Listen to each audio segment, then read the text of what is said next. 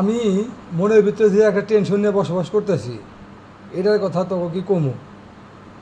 বাপ মায়ের কইছিলাম যে নিজের পছন্দের মতো বিয়ে শাদী করবো, প্রেম প্রীতি করে একটা বিয়ে শাদী করবো। বাপ মায়ের একদম ডাইরেক্ট কথা, না প্রেম প্রীতি চলবো না, হ্যাঁ আমরা পছন্দ করে তোমার বিয়ে শাদী বিয়ে করাবো। ছোটো একটা বোন আছে, বোনরেও গেলাম না, বোনেরও একই কথা, আত্মীয় স্বজন সবারই একই কথা, যে তাকেও পছন্দ মতো আমার বিয়ে করতে হইব।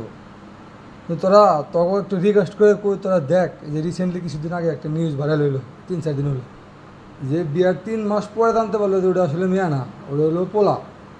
এখন তোরা যদি আমার পছন্দ করে মেয়েটা নিয়ে এসে দেস, আমার উপায় আছে? মান সম্মান থাকবো আমার?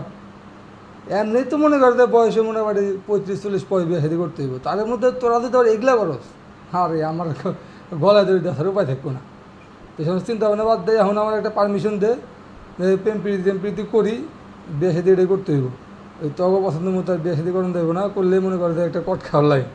ঠিক আছে, কী আর কইতাম।